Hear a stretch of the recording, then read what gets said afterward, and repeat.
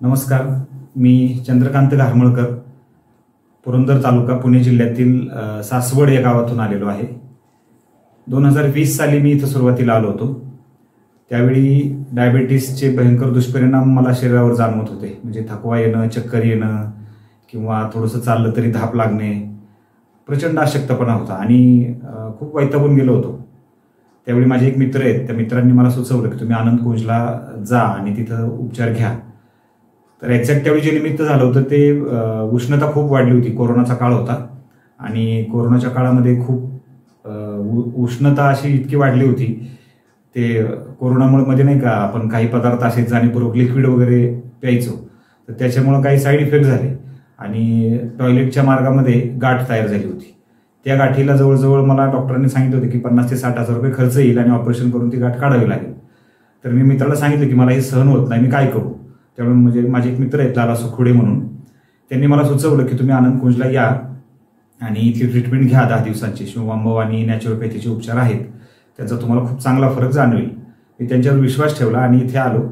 इथे आल्यानंतर मला डॉक्टरांनी समजावून सांगितलं की शिवबांबू घ्यावा लागेल, शिवबांबू म्हणजे स्वमूत्र पिणं वगैरे, आणि त्याचे खूप छान रिझल्ट तुम्हाला येतील, विश्वास ठेवा आणि काम सुरू करा. तर मी अगदी खूप डेडिकेशननं खूप विश्वास ठेवला, कारण त्रास इतका होत होता की ते सहन होत नव्हतं. त्यामुळे आता मग ते त्रास सहन करायचा का त्यापेक्षा उपचार घ्यायचे, अशा याच्यामध्ये मला ते उपचार जास्त महत्त्वाचे वाटले आणि मी डॉक्टरांवर विश्वास ठेवून शिवबांबू आणि बाकीचे सगळे उपचार 10 दिवसांचा इथला कोर्स पूर्ण केला. या 10 दिवसांमध्ये मला आहाराविषयी सुद्धा खूप छान मार्गदर्शन मिळालं.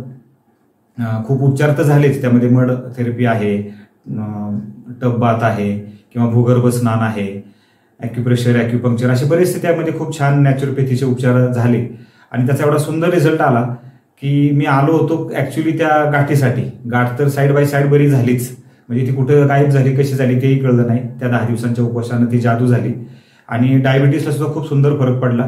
त्या इथे येण्या अगोदर माझी शुगर ही 250च्या पुढे असायची, 250च्या खाली येतच नव्हती. कितीतरी गोळ्या बदलल्या, खूप असे वेगवेगळ्या ट्रीटमेंट घेतल्या, कधी डॉक्टरही चेंज केले, परंतु फरक जाणवत नव्हता. आणि मग इथं मात्र ती शुगर उपवासामुळे असेल किंवा अजून काही असेल, या सगळ्या ट्रीटमेंटचा एक छान परिणाम आला आणि शुगर म्हणजे नॉर्मल रेंजला आली. त्याचा दुसरा फायदा असा झाला की इथं जे मला आहाराचं ज्ञान मिळालं, त्यामुळे मी घरी जाऊन आहार खूप छान पद्धतीनं फॉलो करतो, आजही करतो. 5 वर्ष झाली. सकाळी फळं खाणं, दुपारी भाज्या खाणे, म्हणजे फक्त उसळ, जे कडधान्य असतात स्प्राऊट, ते मोड आलेलं कडधान्य खाणं आणि त्यात थोडंसं चेंजेस ठेवणे, रोज वेगवेगळ्या प्रकारचे जे मला सूट होतं असे निवडक कडधान्य मी घेतो. त्यामध्ये मूग आहे, चवळी आहे, मटकी आहे, फुलगा आहे, हरभरे थोडेसेच घेतो आणि अशा त्या स्प्राऊटचा वगैरे छान उपयोग झाला.